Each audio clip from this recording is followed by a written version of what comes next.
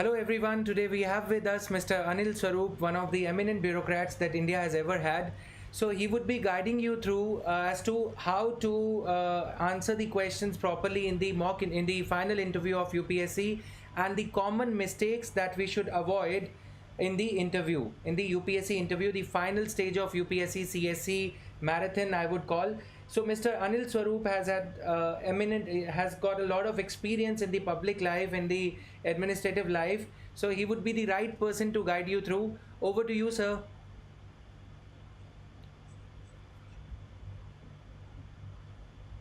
A very good afternoon to all of you, and what a pleasure it is to be amidst you all.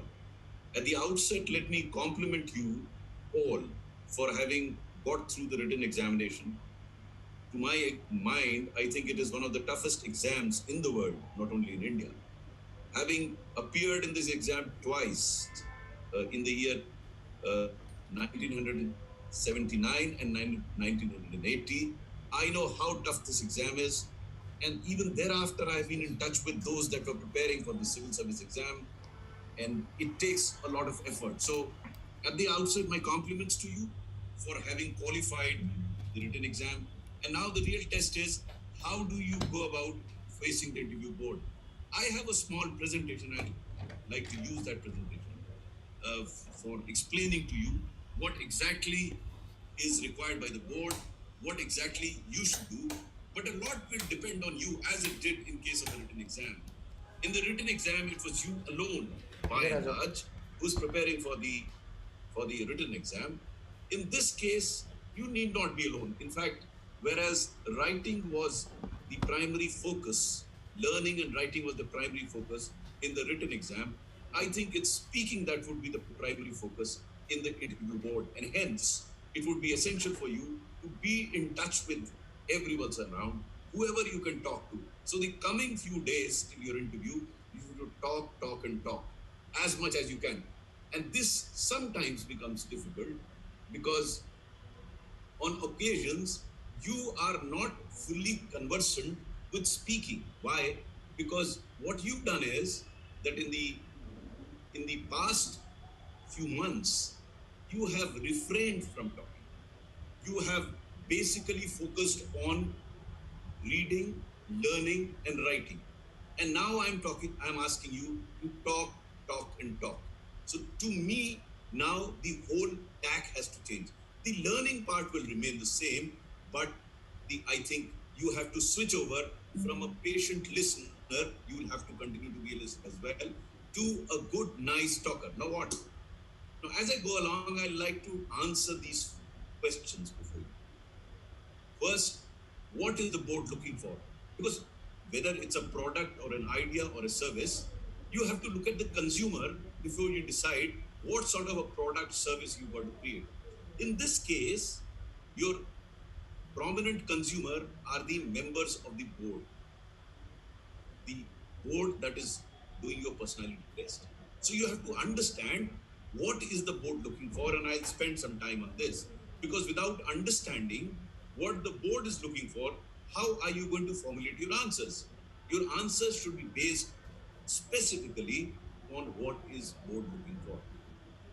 Once you've understood what the board is looking for, the next step would be, how should you prepare for a test and answer the questions in a manner that will give you the best of marks. And finally, what should you do at the time of the test? So basically what I'll try and do is, how do you utilize the coming few days for preparing for the test? And then what should you do at the time of the test? If you listen to this carefully and follow some of the drills that I suggest to you, you will be a beneficiary. I say that with a lot of personal experience, because I also, as I said, appeared twice in the interview board. When I appeared in 1980, the year that I qualified for the police service, I got around 55% marks in the interview board. In the second year, that is when I appeared, I wrote the exam in 1918, qualified in 1981. That year, I got 80% marks, which probably was the highest in the country. Now, what was the difference between the two? And that is what I've been suggesting to those that want to appear before the test. Now, before I start, move further, there are a couple of things I'd like to tell you. One, I'd like to tell you that civil services and exams are not the end of the world. If you start believing this, the nervousness that you have, that this exam and this interview is the ultimate test of your life, you will not be nervous. Nervousness comes from the fact that if you fail, then what? Don't worry about it. If you prepare the way you have prepared, you've qualified for the written exam, if you do well in the interview, even if you don't make it, you've already proven your worth. You've qualified amongst lakhs of children who appeared for the civil service exam, and you've qualified for the interview. It's quite a remarkable achievement on your part. Now, if you look at it this way, you will be confident of yourself. That is very, very important. I know it is natural to be nervous in an interview like this, in a personality test like this, but if you think over it and think of it as one of the many steps that you'll be taking in your life, then probably the nervousness will not get the better of you. Being nervous is natural, but if nervousness gets better of you, then probably your outcome would not be as good as you are. The job here is to prepare yourself for an outcome, for answering questions in a manner that you appear as a confident individual. So that, to my mind, is extremely, extremely important for you to think in terms of this test before the interview board as one of the many steps that you'll take in life. It is not the be all and the end all human existence. It is not even the be all and all of your existence. So it is one of the many tests that you will take. So don't bother about it. Those that have appeared earlier and are appearing now, to them my suggestion is look at what went wrong. After this general session that I have today, I will take individual sessions with those that might want to interact with me to understand their individual issues, individual problems, how they can approach the hobbies that they've written, what sort of answers they can prepare individually. So they will be the subsequent discussion with you all will focus on individual refining the individual's approach. But today I'll be talking more in general terms of how do you prepare for this interview. The Now we go ahead. The first question that you should look at, and this is extremely, extremely important, that this is not an interview. The difference between interview and personality test is, in an interview, probably they will test your knowledge. Now, mind you, your knowledge has already been tested. What they are looking at, your articulation, your logic, your rational experience, and your coherence. I will explain these points to you. But before I come to that, in an interview, you are not there to prove a point. You are not there to win an argument. It is not winning a particular argument that you're having in the board. In fact, you should not be seen as arguing. You should be seen as presenting your case, your point of view. There could still be a difference of opinion. It might still appear that what the board person on the board is saying is correct. It doesn't really matter. They are not looking at you conclusively coming to to a particular conclusion. No, it is not expected of you. At your age, you are basically, they are looking at how do you say, what is your reference point. They are more looking into you rather than winning or losing. That's not the case here. Now let us look at what are these specific aspects that the board is looking at. One important aspect they're looking at is articulation. What is articulation? I may have a lot of things in my mind, but if I'm unable to present it, speak it out, how does it matter? It's like a written exam. You may have a lot of things in your mind, but if you're unable to write properly what you have in mind, how is the examiner going to judge you? And hence, articulation becomes important. I'm mentioning these points here in order for you to understand what is important, and then I will also tell you as we go along on how to improve your articulation, because that's very important, and I'll come to that later on. This is, I am right now discussing what, I will subsequently discuss how. How do you go about improving your articulation? But articulation is very important because, as I said earlier, no matter how good your thought is, until unless you speak it out. And why? Because I don't know whether you've gone through that. I used to go through that. That I knew what I had to say, but I didn't have the words to speak them. The words never came to me spontaneously. The other could be that some of us, and I also went through that, think in a particular language and speak in another language. Now, I'm assuming that those are present in this discussion are today have English as the medium. But now, if they have Hindi as a medium, then you should start articulating in Hindi. You should start thinking and speaking in Hindi because that's how it is. Otherwise, normally what happens is you think in a particular language, you translate it into the language that you want to speak, and that takes a bit of time. You don't have that time in the interview board to think in Hindi and speak in English. So if your Hindi is good, I hope you've given Hindi as your interview language so that you speak in the language that comes naturally to you. Now, naturally, it doesn't mean that you should be born with that language. No, you could have evolved that language. I'll give you my own example. I did my intermediate in science side. I had physics, chemistry, and maths as my paper. Just now, when I switched over to humanities in BA, my language was very poor. I could barely speak a few sentences or barely write a few sentences in either English or Hindi. But I went through a drill, which I'm going to tell you, on how to improve that. I did that. To begin with, I used to feel very, funny. My colleagues used to wonder, my student friends used to wonder, what is he doing? But then, when you want to improve yourself, you have to forget about what others are saying. You have to be focused totally on you. Articulation is the key. Now, the important bit here is, even if you don't qualify for the interview or after the interview, this drill that I'm going to tell you after some time will help you in any profession. Moreover, even if you qualify for the civil service, if you are not good communicator, you will find a lot of problems while in service. So my suggestion to you is be aware about the importance of articulation, because to me, success or failure of an individual is basically the manner in which you are able to articulate you, the manner in which you are able to speak. So articulation becomes very, very important. The second point which the board is looking at is whether you present your arguments logically. That is, there is what you say first and what you say in the end. There is a logic behind it. Your arguments are developed logically. Here again, I will tell you subsequently how to develop that. The third part that they are looking at is whatever you say has to be based on reason. It has to be rational. You can't say that someone, Mahatma Gandhi said that. You can use Mahatma Gandhi, you can use the quotations, you can use the logic of others to re-emphasize your own logic, but the reason what you give has to be your own.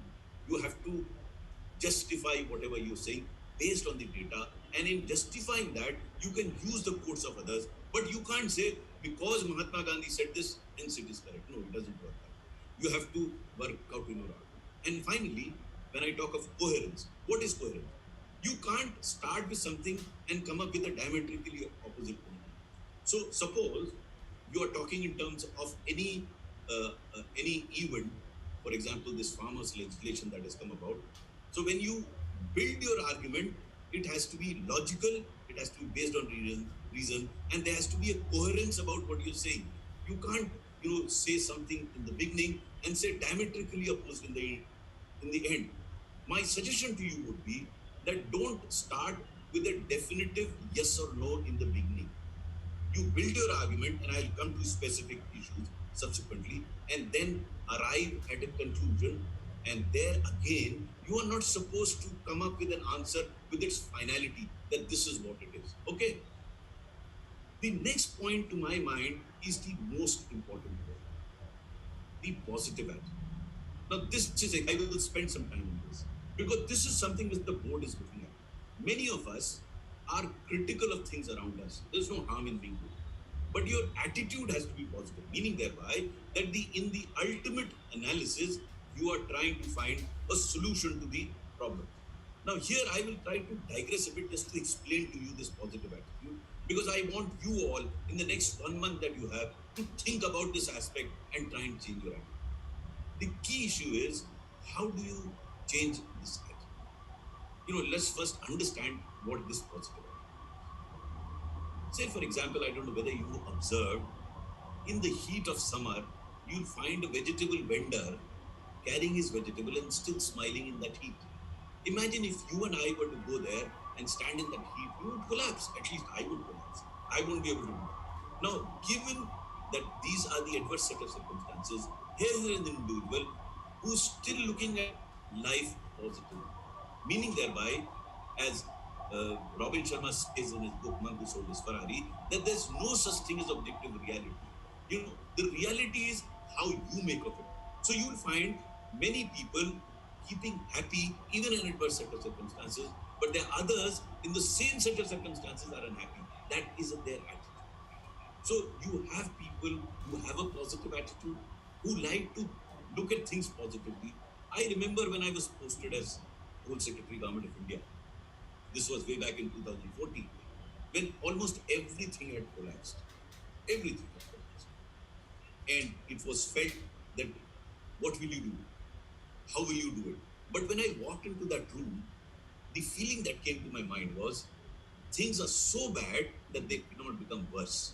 So whatever that will happen will be an improvement of the previous state of affairs. Now this is a positive. Looking at it. Look at another example which is there. If you happen to find time, read my book Ethical Dilemmas of a Civil Servant, where there are about 70 incidents. If you read them, you will start developing that attitude, because in each of those incidents there is a dire set of circumstances, and one had to remain positive in order to find a solution. I'll give you one instance. There are many such instances in the book. In one instance, what had happened was I was posted as Secretary Horticulture in the government of UP. I was posted in Lucknow. Now my minister was very, very corrupt. Now you can't do much to your corrupt ministers. We keep saying politicians are good, bad. There are all sorts of good, bad, and ugly politicians, like there are civil servants, like they're in public. Now everyone is good, not everyone is bad. There are combinations of good and bad. But nonetheless, this minister enjoyed the reputation of being very corrupt. So one fine morning, I got a written order from him, a 2-line order asking me to suspend a duty there. Now this was very funny because no reason had been assigned to it. So I tried to speak to the minister. He said, this guy has not come to meet me. I found it very funny because not meeting should not lead to suspension. But nonetheless, I tried to find out about that officer, and I was told that he's a very honest and effective officer. Now, here is a situation where the minister sends me an order for which he's authorized legally to suspend that officer. I am faced with a dilemma because he wants me to suspend an officer who is honest, who is efficient. So I wanted to save this officer somehow. Now, if I did not have a positive attitude, I would have easily passed that order with the minister had sent. There was nothing illegal about it, and the officer would have been suspended. But because of an attitude, positive attitude, I thought, let me find out the details. So I spoke to the officer and I asked him, what have you done? The minister wants to suspend you. No, he tells me that the minister, he had met the minister on a number of occasions, but the manner in which the minister wanted to meet him, he had not met him. Meaning thereby that the minister was seeking some money from him and he was disinclined. Therefore, the minister wanted him to be suspended. So what I did was, again, it's a question of attitude. Your attitude could be that, okay, now the minister has asked him to suspend, you pass that order, that's an attitude. But my attitude was to save this officer. So I found a provision in the rules which indicated that if I disagreed with the minister, I could route the file to the chief secretary. So I spoke to the chief secretary and sent the file to him. So the file was resting with the chief secretary, but this minister was real badmash. He went to the chief minister and he got me transferred. I don't know what happened between the two, but the final result was I was transferred. So my chief secretary is very upset. Now again, it's a question of attitude. He called me over and asked me, you wanted to save that officer from suspension, but look at what has happened to you. You have been transferred out. Now, transfer is something over which I had no control. So my response to the chief secretary was, for a civil servant, transfer is like death. It is inevitable. It is bound to happen. Something which is bound to happen, why bother about it? And in any case, I believe in Hindu philosophy, where you are born again, meaning thereby, I would be transferred somewhere else and will be allowed to do that. Now, transfer in itself is neither good or bad. It's your own attitude that makes it good and bad. Now, I can give you many instances, but I gave you this instance to indicate to you that your attitude is very, very important. And the foremost thing that the board will be looking after is they might give you situations to ascertain how do you look at an issue. As a youngster, You are only critical of a situation, or as a youngster, after having looked at pros and cons, you are looking at a positive approach. Then what you have got to do is awareness about recent happenings. What is happening around? Because a civil servant has to be aware, especially when you go for such a personality test. It is expected that you would know what is happening around you.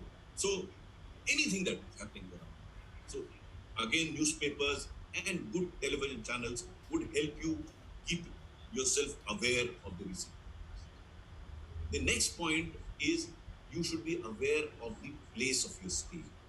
So, for example, if you studied in Allahabad, you studied in Delhi, you studied in Bhubaneswar, you studied in Ranchi, wherever you have studied, you should be aware of the local issues. You should be aware of the history of that place. So, if you've been in Allahabad, then you have to know about, say, Prayagraj. You should know about the history of Allahabad, the the Mughal period history. You should know all details about the place. That reflects that you are not unaware of your surroundings, you are aware. You should also be aware if there has been some recent issue. So, for example, again, I keep going back to Allahabad University because I also studied there. Allahabad University became a central university. You should be able to understand what is the difference between a state university, central university, whether it has made any difference to the university, what are the issues relating to that university. People who are coming from, say, Mumbai should know what are the issues relating to Mumbai. When did Bombay become Mumbai? What are the important events that are happening in and around Mumbai? What are the issues relating to the state where you reside? What are the issues, interstate issues between Maharashtra and, say, Gujarat, Maharashtra and Karnataka? What are the boundary issues? So you should be seen as a person who's fully aware of his surroundings. Now, when I say this, being aware does not mean that you have full details. Now, probably in the next slide, I'll explain to you. You are not supposed to be Mr. Know-all. You're not supposed to be Mr. Know-all. And finally, as is mentioned in the slide, is your hobbies. Now, people come up with strange hobbies. Now, I don't know whether you all have already furnished your form to the UPSC. If not, then be careful about what you write as hobbies because you can get caught. But let me tell you that in hobbies, you're not supposed to be an expert. By definition, hobby means something which you do in your spare time. That is what your hobby is. And hence, you're not supposed to know everything about hobbies. But what you do in your spare time, you should be able to explain why is it your hobby, what is exactly what you like in that. I'll give you an example. It might appear to be a bit of an absurd example, but that will help you understand what that hobby is. Don't do what I did, but I'm just giving an example for you to understand. So in one of the interviews, I was asked when I had given music as my hobby, and they asked me whether you sing. Now, though I do sing, I didn't want to get into that. I said, sir, I am a Kansen, not a Tanse. So everyone laughed. And then they said, you don't know anything about music. I said, sir, I hear what I like, which I don't know the difference between Sadegama, Padam, but I enjoy listening to music. Now, this prevented them from asking any question. As I said earlier, they're not looking for answers. Now, read this very carefully. This is, to my mind, very, very important. The candidate is not supposed to know all the solutions of the problems that beset the country. You are not supposed to be. I mean, if you knew the answers to these questions, you would be sitting on the other side of and asking somebody else the questions. So, what they are looking at is your approach to finding solution to the problem. So let me take a difficult problem, that is Kashmir. Now they may ask you, do you have a solution to the problems that beset Kashmir? Now you can't say yes or no. You can humbly say that it's a very, very complex problem, but my understanding of the issue is as follows. And the possible solutions are these. Now look at these words, understanding and possible. You are not giving a definitive reply. Why? Because there are no definitive replies. You can't fight and say, no, sir, it is only through abrogation of 370 that it can be done. I mean, I'm taking a very good example. This is an effort to find solutions, and you can say it appears to be working. Now, some people have asked me when I advise them here, is that can they be critical of the policies of the government? There's no harm in being critical, but don't passionately criticize what the government is doing. You can give it Because whenever you analyze an issue, you have to look at both pros and cons. What are the negatives of that approach? What are the positives of that approach? And then you can give your point of view based on your understanding without being dogmatic about it. This is very important. You should not be saying, sir, this is the solution. No, because you are not expected to know the solution to such complex problems. What they are also not looking at from you is not a solution to a problem. They are looking at how do you approach a problem. And that approach actually means that whether you are looking at it positively. I will keep going back to that positivity because that is something which the board is looking at. Now, how do you go about improving your articulation and awareness? So far, I have spoken about what part. Now I'll be talking about how part. How do you go about improving this articulation? Now, these are suggestions which I've worked with a number of persons I've engaged with for past so many years. As I said, when I did my intermediate, class 12, I had science as my subjects, physics, chemistry, and maths, and I switched over to humanities. And I wanted to improve my articulation, both spoken and written. Now, how do you go about it? Now, here I have suggested that read the editorial article of a newspaper. I've written Hindu, you can pick up any newspaper. If your medium is Hindi, pick up a Hindi newspaper and read that article aloud. Initially, you will find it very embarrassing because you will not be fluent in your diction. The idea of reading this article is manifold. One of them is to improve your articulation. What you see of me speaking fluently now was not there in the beginning. I was not a born speaker. I didn't have that gap to speak fluently, but I developed it over a period of time. And this is precisely what I'm trying to tell you. This is the difference also between the first year and the second year of my interview, where I use this technique to improve my articulation, to be fluent in what I say. This fluency will come when you speak as much as you can. And one way of speaking is reading aloud this article. My suggestion to you would be that tape this. In my time, we did not have those facilities. It was a very cumbersome process of taping. But today you can tape yourself on a telephone. So tape what you read it aloud. The other advantage that you get in reading an article like this is that you know how to build your arguments logically. In most of these articles, you may agree or disagree with the final conclusion of the article, but you will get to learn how do you develop an argument. So that will help you how to develop an argument. The third advantage of reading these articles is they are basically mostly discussing a current issue. So you will get more information about recent developments. So primarily threefold advantages here. Number one, your own articulation, your diction, your expression improves in your speech. You will discover it within 15, 20 days. Don't get hassled in the beginning because when you read it, it would be fits and starts. But as you go along, you will see that your speech becomes fluent. It will be easy for you to read. That's the first step.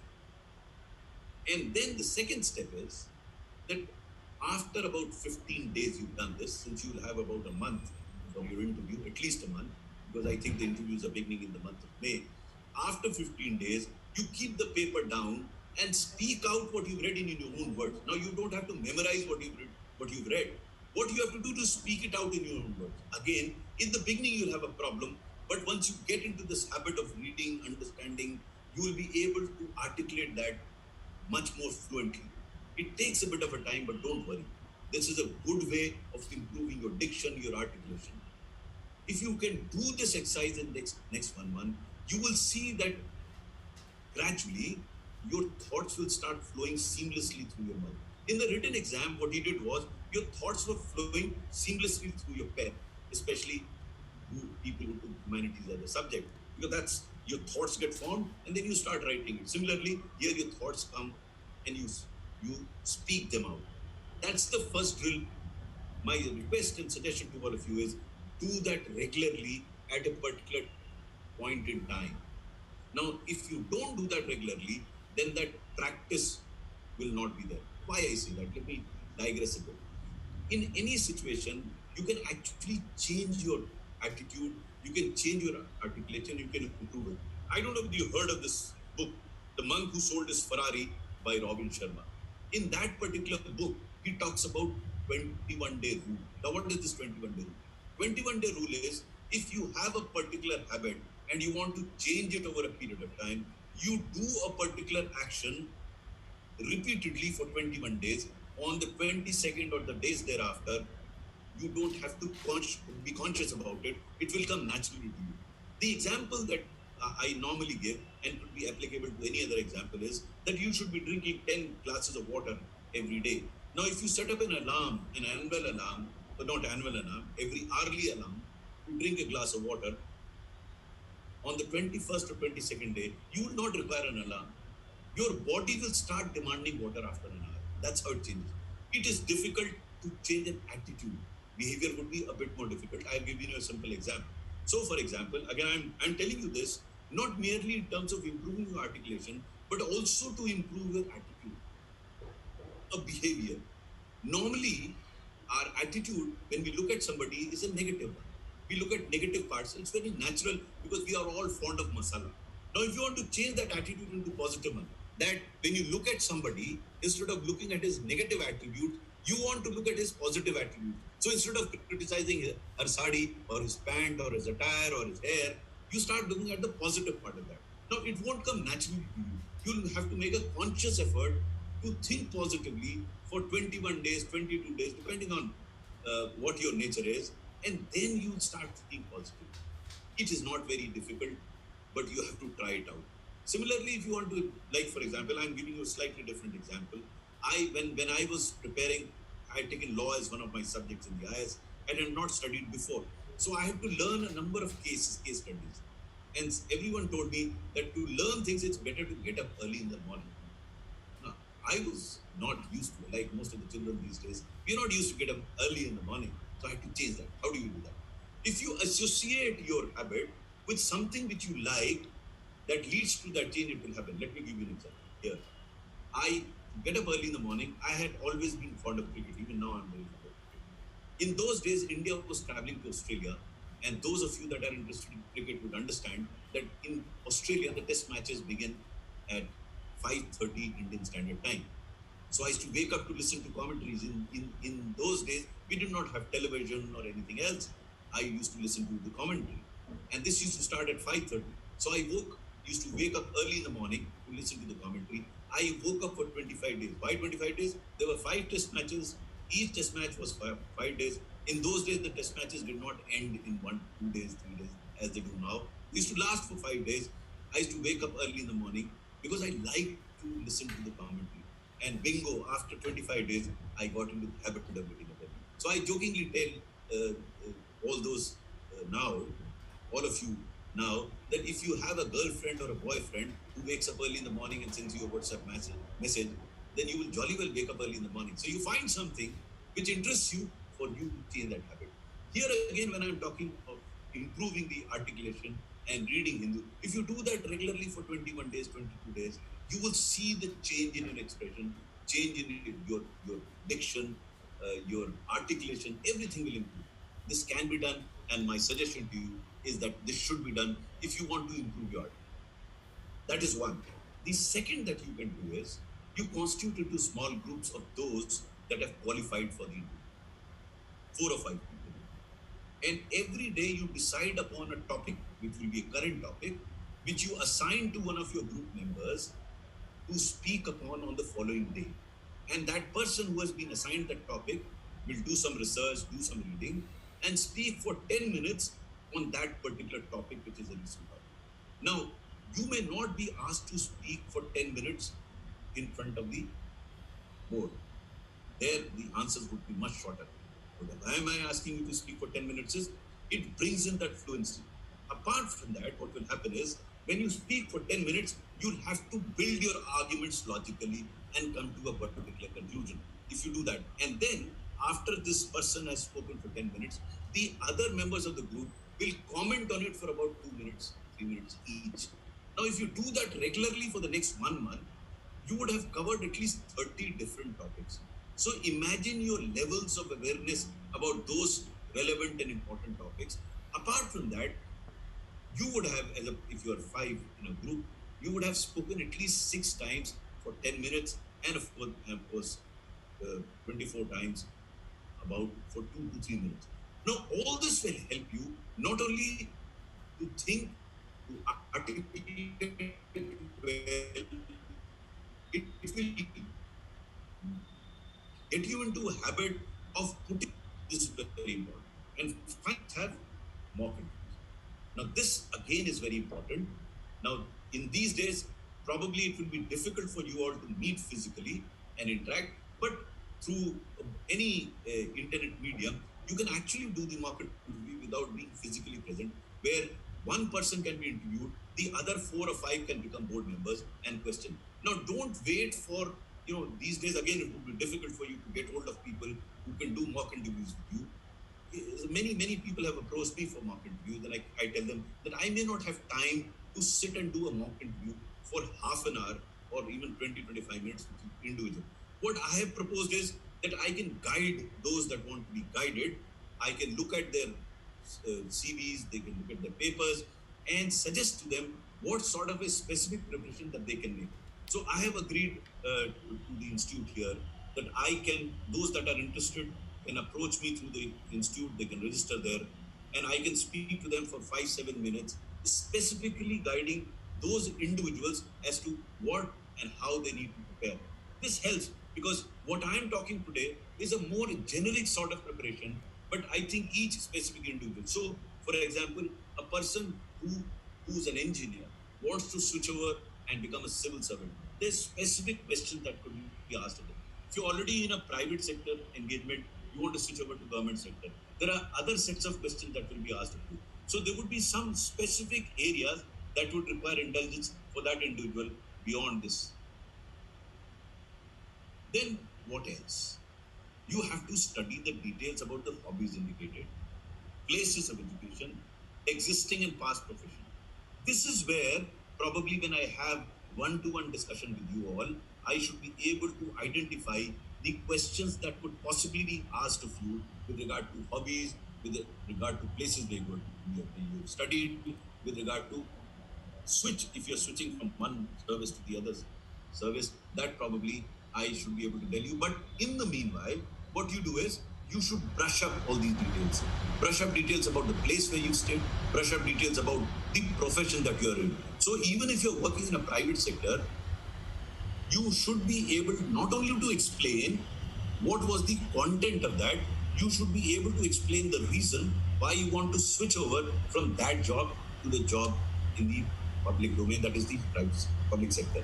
And then, for example, if that be the case with you, I will suggest you, it may not be applicable to all of you, but I'll suggest to those that are switching over from private to public to understand the reference points of public functioning and private functioning.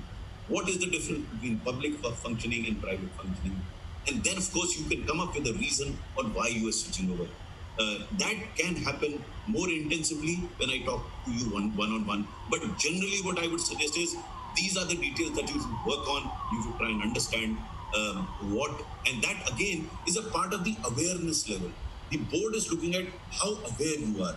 You're not blind in terms of just somebody told you to become a civil servant, you're becoming a civil servant. It's a very conscious decision that you're taking.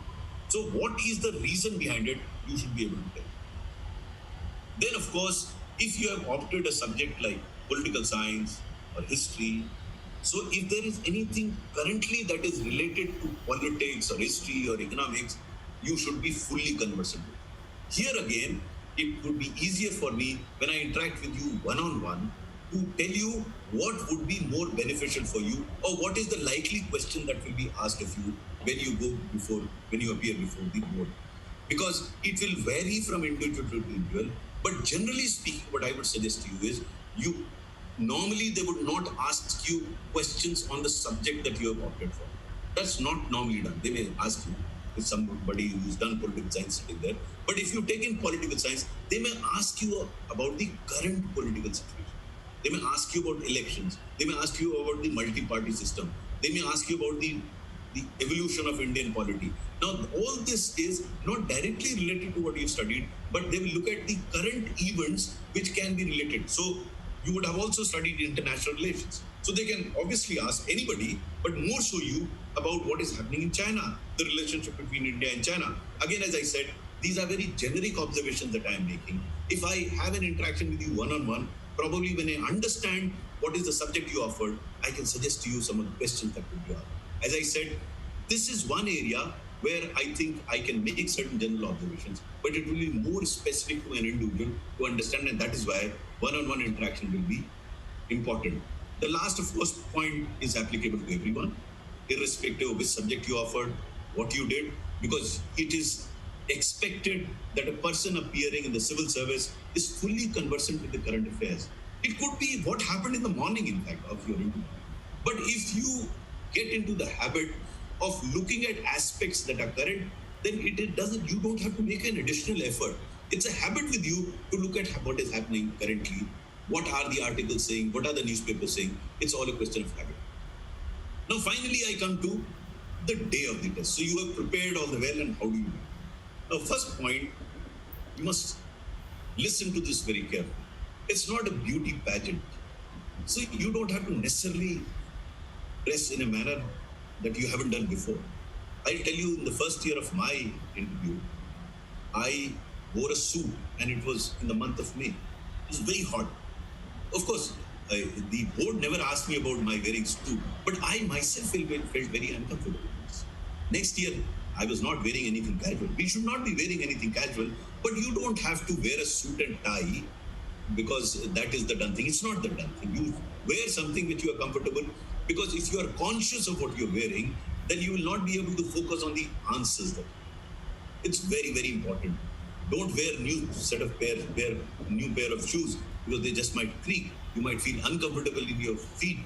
So wear something which you are comfortable with. Obviously, it should not be a casual t-shirt. You can have a full sleeve shirt, a collared shirt. You can wear a tie if you want to wear a tie. You can even wear a suit if you are comfortable in, but you should be able to carry that with you. And for heaven's sake, don't wear a very strong perfume, because that can be very putting off. I'm telling you all this because this has actually happened in some of the boards, and the board does get put off as far as that is concerned. Then the second point is extremely important. When the board is, or any member of the board is making an observation or asking a question, you have to be a very, very patient listener. Very, very patient listener. Because if you appear as a person who's jumping to answer, even if you know the answer, sometimes when a question is asked, you are very eager to answer because you know the answer and you want to answer.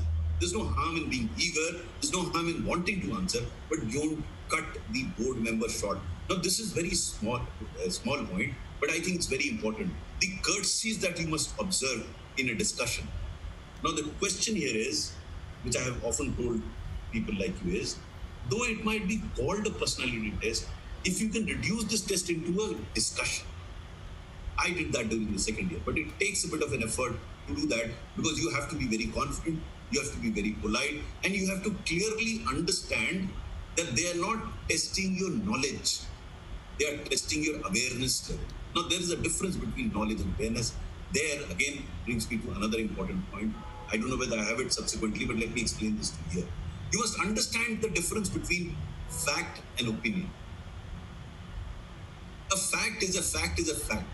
There can't be two facts about a fact. It has to be one fact. Now, suppose the board asks you a question and asks you certain facts. If you don't know the facts, don't guess, don't fib. If you do that, you could be in trouble, because again, you will appear as a person who's doing guesswork. If the board members pushes you to guess, then you can guess. But until that is done, don't do any guesswork. If you don't know a factual answer, don't worry about it. During the second year, when I got 80% marks, there were 25% of factual questions in which my answer was, sir, I don't know. It doesn't really matter. As I said, keep saying, they are not testing your knowledge. They are testing what is your integrity level, how forthright you are, how clear-headed you are, how logical you are, how do you approach an issue. Now, I can't discuss this with everyone. When I discuss with you one-on-one, I'll be able to explain specific examples in your context as what could be the question and what you should not say, what you should say. Finally, You don't have to win an argument. I started with that. This is not a debate in the parliament, or this is not a debate in the school where you have to win an argument. You have to say what you have to say, and very politely.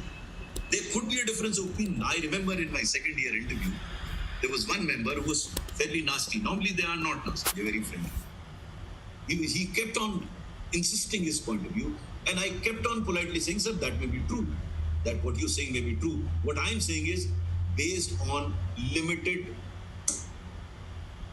points that I have. Now let me reiterate some of the points here. For me, these are very, very important. You have to, as I said earlier, understand the difference between facts and opinions.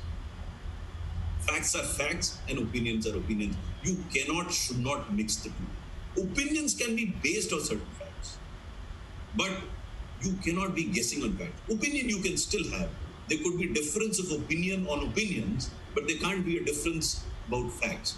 This you should clearly say. So if a particular fact, if there are 3 farm legislations, there are 3 farm legislations. I mean, there can't be 2 or there can't be 4. And if the member insists on something which you think is wrong, still you have to politely say, sir, this is the knowledge that I have of the issue. Probably there could be some other. Like, this takes me to the second point that I mentioned here. Opinion should always be backed with facts to validate them, but keep an exit door open. And you can use these phrases like, sir, in my opinion, on the basis of information that I have, probably, sir, in all likelihood, perhaps. Why are you saying that? Because at your age, at your seniority, you are not supposed to come to a definitive answer, which is the last point that I made here.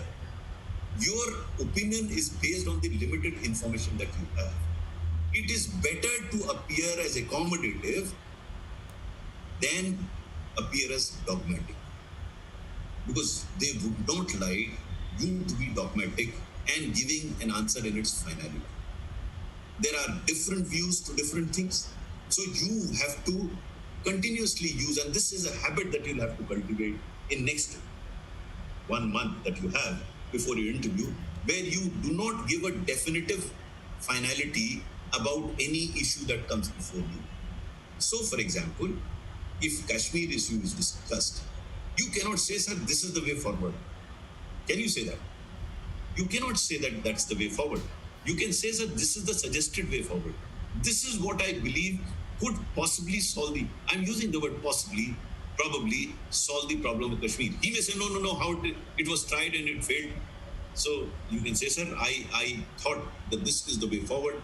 I still believe that it is the way forward, but there could be other ways. My information is limited. So once you admit that your information is limited, you are keeping that exit door on the backside, and you can move out of that exit door if you do that. So briefly speaking, this is what I have to say. Generally, all the best to all of you. Now, as I said, what I have spoken so far is basically in the context of how should you prepare for the interview test. And these are very, very general observations.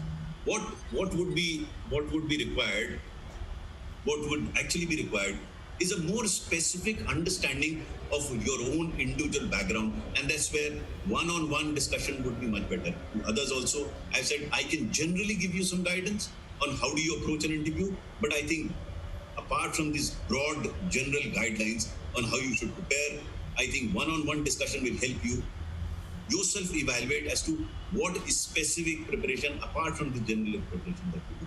I will just repeat a couple of things. Number one, you must appreciate this fact that this is not the end of the world.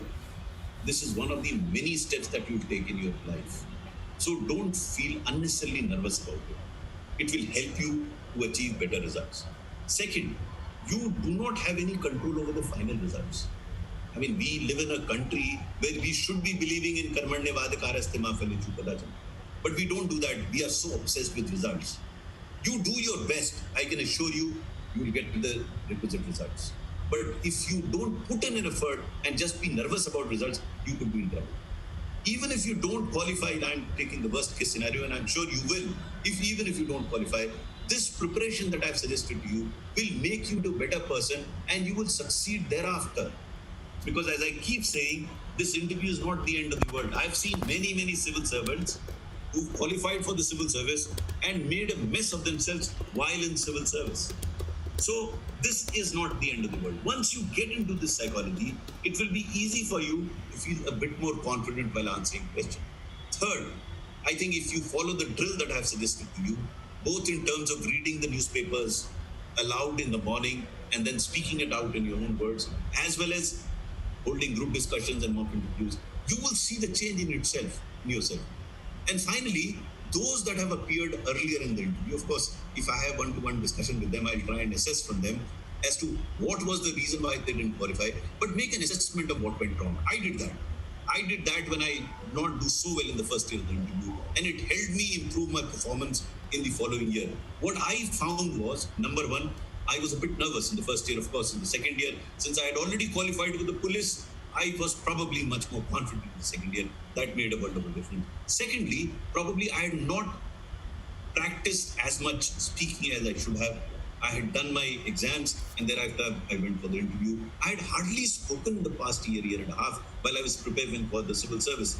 That's very natural, because as you prepare for your written exams, your focus is on learning and writing.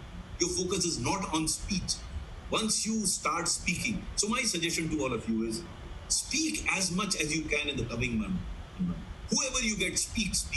And if you have whatever as the medium, English or Hindi, think in that language, speak in that language, because then you will get that seamless flow from your thought process to what you got to do finally. So this is what I had to say to you. I don't know, because I am unable to interact with you all. I can barely see anybody here. But if you have any general questions, I am available for a few minutes. I would like to answer your questions. Okay? Hello, sir. This is Akash. Can I ask? Yes, Akash, please go ahead. Yes, sir. Sir, am I visible? You are visible. I can see you. I don't know whether. Yeah. Yes, sir. Now it is perfect. Good afternoon, sir. Good afternoon, Akash. Please go ahead. Yes, sir. I have 5 questions. I have please to ask. The first question is, like, my hobby is watching YouTube videos for mental health. Watching which videos? YouTube videos. Okay. Videos on YouTube for mental health. Have you already sent it? Written it in your form, or you still have to do it? No, sir. 6th April was last date. Oh, you already submitted. It's a tough hobby you've given for yourself. हमारी तरफ UP में कहते हैं बंदर के हाथ में अस्त्र मत थमाइए, आपके हजामत बनाओ. You know, some people, many people consulted me earlier. I used to tell them, ये जो आप लिख रहे हैं इससे नंबर थोड़ी ना मिलेगा, ये तो अस्त्र दे रहे हैं आप. उसमें सोच समझ के लिखिए, बहुत सोच समझ. Think, because this is something they can actually take you to cleanness. Why do you write such complicated hobbies? Now, if I were in the board, I'll ask you, have you some mental problem? Why do you watch these videos? Yes, sir. I have some issues. Huh? How will you answer that question? Sir, I have some issues, like I am going through OCD, obsessive compulsive disorder. I have talked to some psychotherapists also, and I have been doing this for past 4 years, I think. Wonderful. So you can convert it into your positive thing. Like you can say that more than a hobby, I'm using this to improve myself because I have this problem. Then you have totally turned it on its head by making it into a totally positive feature of yourself. How? Number one, you've accepted a problem that you have. Many of us don't do that. We hide our problems. You have accepted a problem that will be treated by the board very positively. That here is a man who accepts the problem that he has. Why? Because once you accept a problem, the chances of improving that problem are much more. If you push it down the carpet, it won't. So brilliant. So what I would suggest to you is read more about obsessive compulsive disorder, what it is, what are the symptoms, why it happens. You should be able to tell to the board. In fact, in a way, educate the board about OCD. So you should be fully conversant with it. But don't be aggressive about it. Be very polite and say, sir, I'm learning. I'm myself trying to understand what it is. So that shows your humility, and you will be able to convince the board about it. Okay, what else? So second question is, the question is, why do you want to join civil services? My answer is, sir, I have 2 basic needs. First is, sir, social recognition, and second one is that I get a decent salary that can help me sustain. And why primarily I'm saying social recognition is because, sir, even we see Maslow's hierarchy. He is also saying that on the fourth top, he has kept social recognition as something which we need. So that, in fact, this was something which was in my mind even earlier also. But I got to know that Maslow is also saying something like this. So can I say these? Don't bring in Maslow at all. Okay. Don't bring in Maslow at all, because you are giving them another ustra. They will get into Maslow and you will never be able to answer those questions. Why do you bring in that? You have answered it very well. In fact, initially when you explained, I have yet to come across this candid. You come out as a candid person who has a very truthful answer to what you that. You know, most of the people say, we want to serve the people of this country. Right. We want to serve this. Don't do that. You have done it very candidly. You are saying that I do want, it's very natural to be recognized. But instead of just saying that, I don't know if you do have the occasion to read Ethical Dilemma, you'll find some. I have read it. I have read it, sir. So then, if you have the book, you'll find some answers. See, you can say, sir, I have not served in the civil service, but what I have heard and read, my desire is based on that. Okay, and then you can say, sir, one, it appears that we get enormous opportunity to do a lot of things in the civil service. I'm using the word it appears because you're not sure about it. You only heard about it, that it gives you. Apart from giving an opportunity getting an opportunity to do a lot of many things, it also gives me social recognition. So social recognition cannot be your first choice, and you are not saying that you are going for service. You are saying that it gives you opportunity. You don't know whether that opportunity will actually be available. So some people are very sure about it. Sir, I'm joining the service for social service. No, it won't help. But I think you approached it well. Don't bring in Maslow at all because it is personal to you. How does Maslow, if Maslow has said it or not, how does that make a difference? You would still do that. No? Yes, So it is not a theoretical answer, it is a personal answer. See, understand the difference between your personality or your personal answer is not influenced by what somebody else said. You're not doing it. Sir, I was using Maslow because I was justifying my answer. Should I do that or I should avoid it? No, don't avoid Maslow at all, because Maslow will take you to a different orbit altogether. They will get into other social psychologists. They will ask you, apart from Maslow, have you heard of this? And then they'll start asking, why do you do that? This is a very personal question, actually. See, one is a theoretical question where you can bring in Maslow, Plato, Aristotle. This is a very personal question, no? How does Maslow come in? I mean, I don't think your choice would have been determined by what Maslow said, even 1%. Yes, sir. Okay, so why? So, sir, Don't say Maslow. So I should keep. So I should answer these 3 points. Like one is the opportunity, second one is social recognition, third one is salary. That will keep me sustained. No, see, I'll tell you the best answer here. The best answer here is the opportunities. And you should be able to, I mean, if you read the book, you'll find what opportunity means in the service. And that also is based on not your personal experience, based on what you heard about the service. Sir, we hear that there are a lot of opportunities to do a lot of things. They will ask you, what are these products? Then you can say, sir, we can indulge in rural development schemes, social sector schemes, we can influence a lot of people. You can go on to all that. What is the next question? So the next question is on behalf of somebody from Assam, and he's asking that is the government going to ask a lot of questions from the GST, since GST is quite a lot in news these days? Certainly.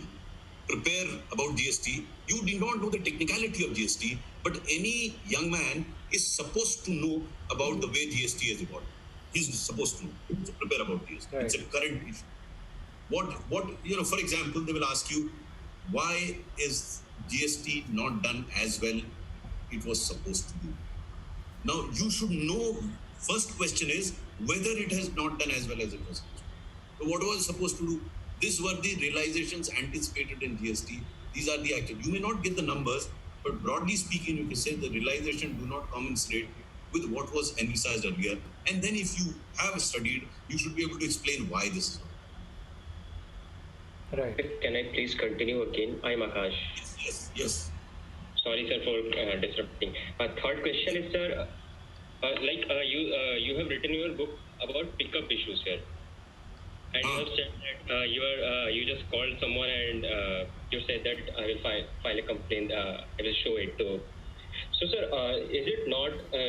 Does it not appear illegal, like if you calling someone and just saying that I will file a complaint against you if you don't abide? It's certainly not. It's certainly not illegal. And I didn't say I'll file a complaint. I said that I will inform the CBI. I didn't use the word complaint if you read the book. It's a factual position that I will make CBI aware of this. It was grossly unethical of my part to have done that. In fact, if at the end of the chapter I have questioned myself. You have written, yes, sir, you have written. Sir, my question, myself. Yeah. Why I am putting this point is because, sir, I have not studied very well in graduation. So can I say that I was distracted in some other activities? That's why I did not study very well in graduation. I was doing things like marijuana or smoking, drinking. Should I? But I have left all those things. Should Don't get into that. You are entering into very, very sensitive, very critical territory. Don't get it. Until they ask you, don't say things on your own. See, when you answer a question, you have to be absolutely focused on what they are asking. If your OCD leads to this aspect, then it is fine. But on your own, you should not be saying that I didn't do well in BA. Then ask whether you've done well in BA. How does that make a difference? You're doing good, bad in BA doesn't matter in your exam here. Here, what you've done in your exam matters. Even a first divisioner in BA would not qualify, a third divisioner may qualify. Depends on how he's done it. It has no bearing whatsoever. If they ask you, I don't know what, I mean, as I said, that would be determined by one-on-one discussion with you to understand as to what exactly you do. You told me one part of it. That may lead to what, do you have any reason why you have this problem with physics? Then you have to be careful about what you're saying. Don't get into a trap and don't seek sympathy from the board. They will not.